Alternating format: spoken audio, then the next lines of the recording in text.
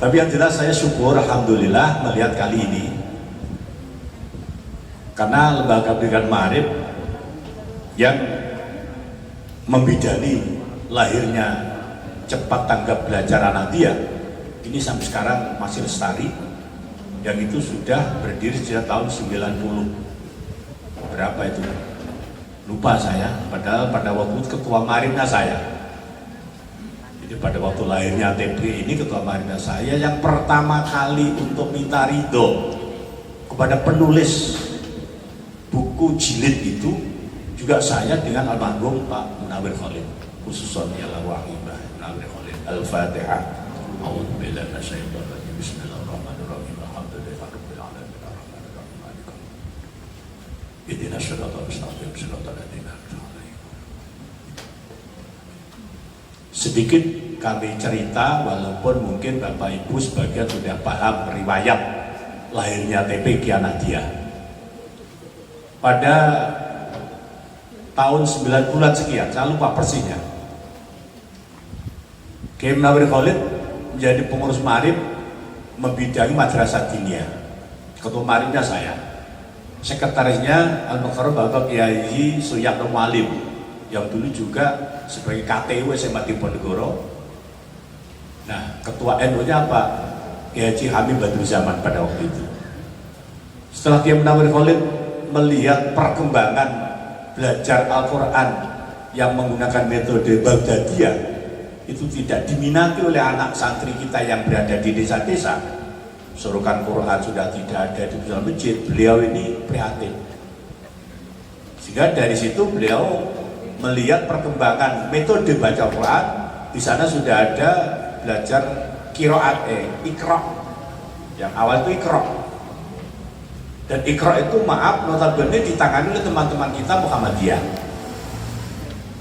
Nah, akhirnya otomatis yang namanya NU Muhammadiyah ini sama-sama ormas Islam yang tua di Indonesia, sama-sama punya kewajiban untuk melestarikan ajaran Islam itu, terutama baca Quran. Yang benar kali dawuh nek awake dhewe ndak ndang ning TPI dhewe bocah-bocah ini salah kecaplok, tanda kutip salah kecaplok. Nah, kalau sudah masuk di situ nanti akan sulit kita keluarkan dari kurungan kecaplokan itu. Itulah akhirnya berusaha ke Semarang. Di sana sudah ada metode qiraati. Jadi karena oleh almarhum Al-Maghfulah Romo Kiai Haji Dahlan. Soan ke sana. Ramadan itu. Saya masih ingat sahur di sana bersama Kiai Bunyai, kemudian dibuatkan soto daging. Masih ingat saya itu tahun itu. Alhamdulillah ridho. Akhirnya kedua kali kami kesana lagi bersama-sama Pak Kiai Haji Hamid Ketua NU, Pak Haji Hemendi Aris selaku Bendara NU, kemudian Pak Zainul Panani sebagai lembaga ekonomi NU, dengan saya Pak Khalid berangkat berlima. Minta ridho lagi bahwa metode qiraati akan dibawa ke Tulungagung. Kita minta ridhonya untuk dinamakan cepat tanggap An-Nahdiyah. Alhamdulillah beliau ridho dan akhirnya berkembang. Hari ini kita berupaya bersama-sama stay di Ponegoro ke Jakarta, ke kehakiman pada waktu dulu saya, Kiai Muhsin Uzali, Kiai Mansur almarhum, Profesor Patoni dan Pak Zibnu lagi untuk mencari yang namanya izin paten ke lembaga kehakiman. Dan itu sulitnya setengah mati. 2 hari belum dapat. Karena memang belum ada yang namanya belajar Al-Quran punya metode kok njaluk hak paten, ini belum ada pada waktu itu.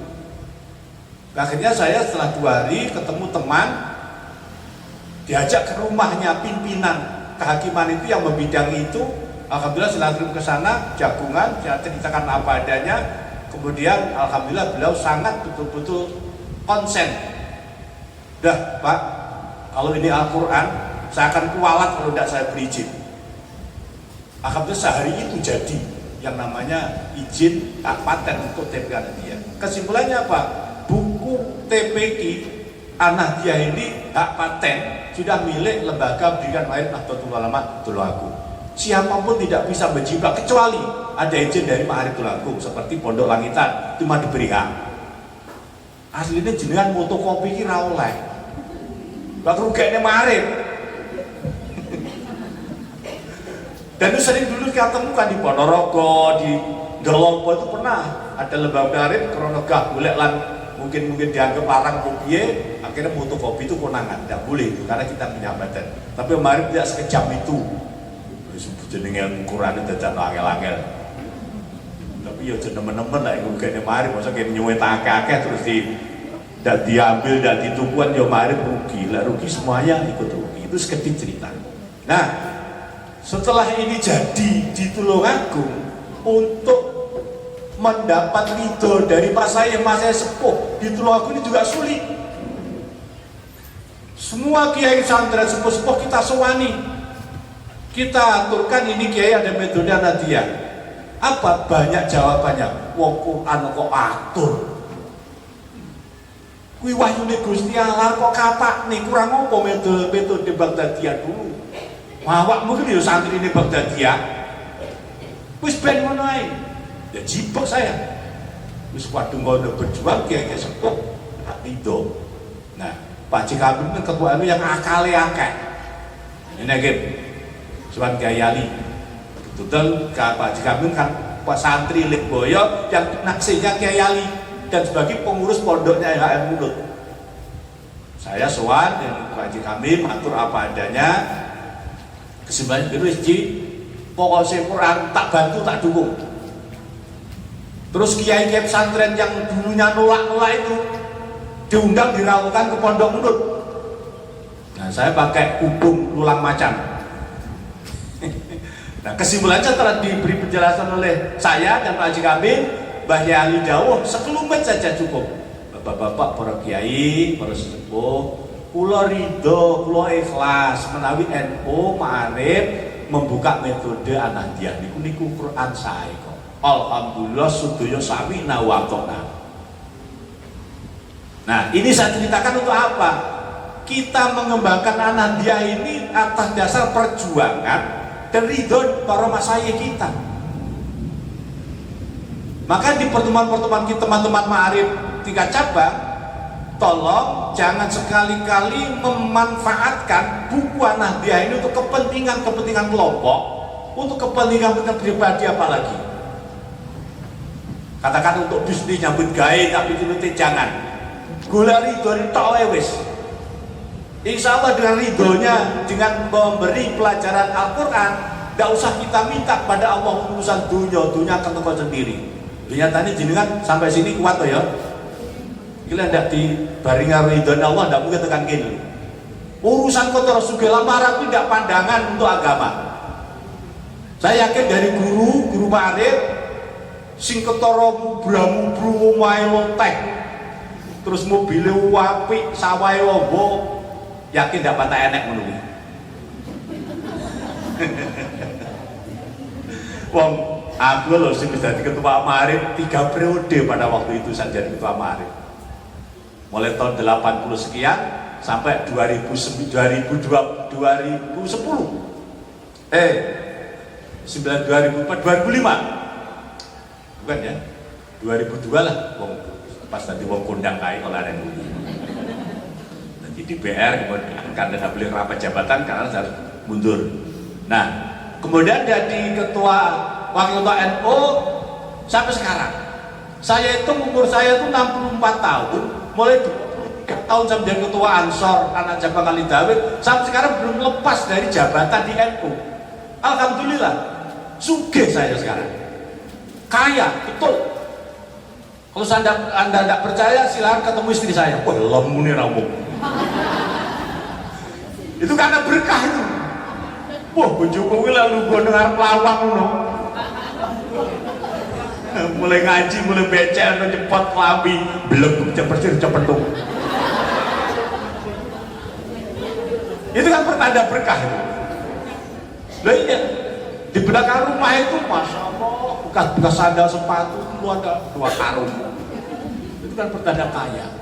Cuma memang kaya bukan dari situ, kaya adalah kesyukuran kita kepada Allah karena kita bisa meraih, kita bisa memberi pelajaran, mendidik anak-anak, menyampaikan ilmu yang mudah-mudahan semuanya bermanfaat. Jadi kami berharap Bapak Ibu sekalian, monggo memang metode ini berkembang terus, dan saingan kita banyak terus.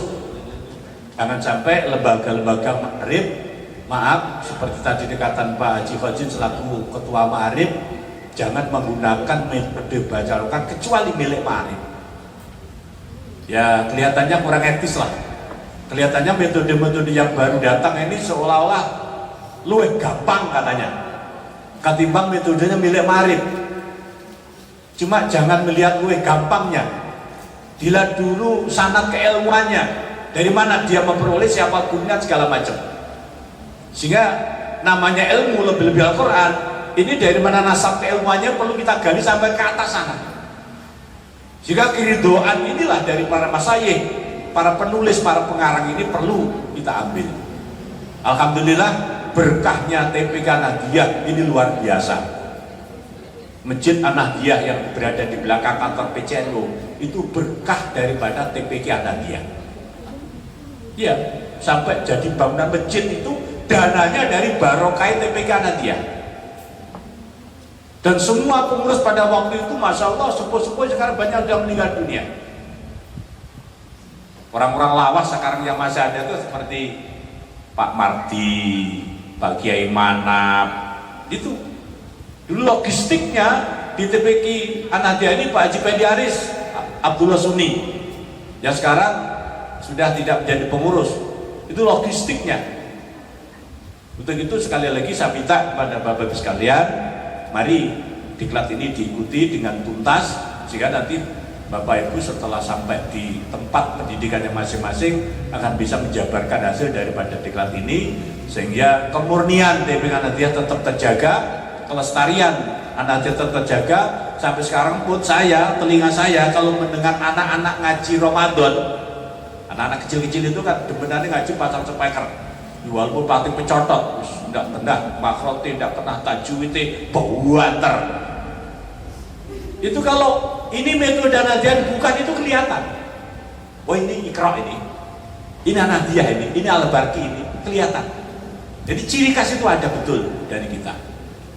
Barangkali itu untuk sambutan saya, apa itu merupakan pengarang, tapi kelihatannya bukan, ya hanya sekilas cerita saja sejarah, karena bapak-bapak ibu-ibu kan orang yang bagi saya di bawah usia umur saya, sehingga barangkali lebih mantap kalau sedikit kita mendapatkan cerita-cerita bagaimana sejarah kelahiran buku An-Nahdiyah ini.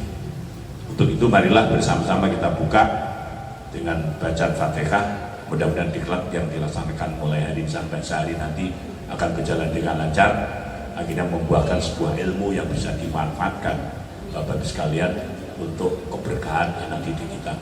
Ila hadratin Nabi Sayyidina Muhammadin sallallahu alaihi wasallam wa ala alihi wa sahbihi wa tabi'in bil bid'i was sunnati nabiyatin sholihat. Al-Fatihah.